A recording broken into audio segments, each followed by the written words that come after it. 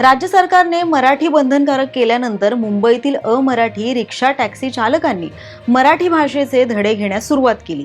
त्यासाठी सरकारनं 15 ऑगस्ट पर्यंतचा अल्टिमेटमही दिला होता। त्यानुसार आता 18 ऑगस्ट पासून मराठी न बोलणाऱ्या चालकांवरती कारवाई केली जाणार आहे। याच पार्श्वभूमीवर सरकारनं तयार केलेल्या 4 तासांचा मराठी अभ्यासक्रम आतापर्यंत किती चालकांनी यशस्वीरित्या पूर्ण केला आहे, तर यामध्ये किती जण नापास झाले आहेत, याबद्दलची आकडेवारी आता समोर आली आहे आणि त्याचाच आढावा आजच्या व्हिडिओमधून घेणार आहोत। नमस्कार, मी प्रेसिता आणि आपण पाहत आहात लोकसत्ता लाईव्ह।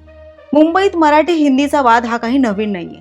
त्यातही परप्रांतीय टॅक्सी रिक्षा चालकांची वाढणारी मुजोरी, मराठी बोलण्यावरून प्रवाशांशी होणारे वाद याचे अनेक व्हिडिओ सोशल मीडियावरती व्हायरल झालेले तुम्ही देखील पाहिले असतील। अशातच सरकारनं भाषेच्या सक्तीबाबत काढलेल्या आदेशानंतर एकच वातावरण तापलं। मराठी भाषेचं व्यावहारिक ज्ञान असलंच पाहिजे असं परिवहन विभागानं ठणकावून सांगितलं आणि त्यानंतर काही अमराठी टॅक्सी रिक्षा चालकांनी मराठीचे धडे गिरवायला सुरुवात केली। त्यामध्ये मुंबई महानगरात 1.5 लाख रिक्षा टॅक्सी चालकांनी आतापर्यंत राज्याचा 4 तासांचा मराठी अभ्यासक्रम हा पूर्ण केला आहे। तर यामध्ये मराठी शिकण्यात 7,750 चालक हे नापास झाले आहेत, तर उर्वरित काही चालकांचे अजूनही मराठी शिकवणीचे हे धडे सुरू आहेत। आमच्या डिपार्टमेंटचे सर्व अधिकारी, सर्व कर्मचारी यांच्या माध्यमातून भविष्यामध्ये जी काही 12 ऑगस्ट 2026 ची नियमावली आम्ही बनवली आहे आणि कायद्यामध्ये त्याचं रूपांतर करून जे काही अमराठी रिक्षा टॅक्सी चालक असतील त्यांच्यावर कारवाई करण्याचं सुतोवाच आमच्या डिपार्टमेंटने केलेलं आहे आणि त्या संदर्भात मी उद्या मंत्रालयामध्ये बैठक सुद्धा लावलेली आहे। प्रामुख्यानं संपूर्ण महाराष्ट्र राज्यात ऑटो रिक्षा व टॅक्सी संवर्गातील एकूण 9,78,541 वैध परवाने आतापर्यंत आम्ही दिलेले आहेत। त्यापैकी 9,16,884 ऑटो रिक्षा परवाने तर 61,657 टॅक्सी परवाने आहेत। आमच्याकडे आमच्या अभियानामध्ये ज्यांनी सहभाग नोंदवला असे 1,65,600 लोक आहेत जे अमराठी होते आणि त्यांनी मराठी शिकण्याचा प्रयत्न केला। त्यांना प्रमाणपत्रही कोकण मराठी साहित्य परिषदेच्या माध्यमातून देण्यात आले। परंतु हे 9,78,541 यातनं 1,65,000 जरी काढले तरी जवळजवळ 8 लाख लोक रिक्षा आणि टॅक्सी चालवणारे जे ड्रायव्हर्स आहेत ते महाराष्ट्रामध्ये आहेत। हे जरी पकडलं की 25 ते 30% त्यातील मराठी रिक्षा टॅक्सी चालक असतील तरी सुमारे 6 लाख अजूनही अमराठी रिक्षा टॅक्सी चालक हे महाराष्ट्रामध्ये रिक्षा आणि टॅक्सी चालवत आहेत। त्यामध्ये MMR क्षेत्रामध्ये फार मोठ्या प्रमाणात आहेत, कारण MMR क्षेत्रामध्ये ऑटो रिक्षा परवाने 4,24,304 आजपर्यंत दिले गेलेले आहेत आणि टॅक्सी परवाने 38,083 दिलेले आहेत, म्हणजे 4,62,357 हे परवाने दिले गेलेले आहेत। एप्रिल महिन्यापासून मूलभूत मराठी संवाद शिकण्याची मोहीम परिवहन विभागानं विविध प्रशिक्षण केंद्रांमध्ये राबवली होती।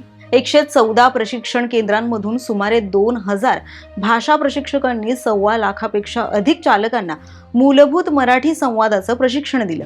मात्र अद्याप लाखो चालकांचं प्रशिक्षण हे बाकी असल्याचं सांगण्यात आलं आहे।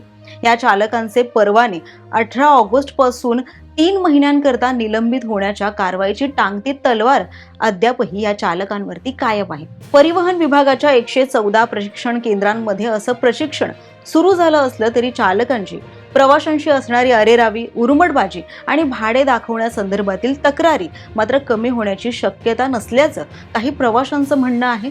तर मराठी संभाषणामुळे चालक आणि प्रवाशांमध्ये सुसंवाद हा सहजपणे घडू शकतो असं देखील काही प्रवाशांचं किंवा चालकांचं म्हणणं आहे। त्यामुळे भाडं नाकारणं किंवा अरेरावीनं वागण्याच्या घटनांमध्ये घट होईल आणि चालक अधिक आत्मविश्वासानं आपलं काम करू शकतील अशी आशा आणि विश्वास परिवहन विभागानं व्यक्त केला आहे।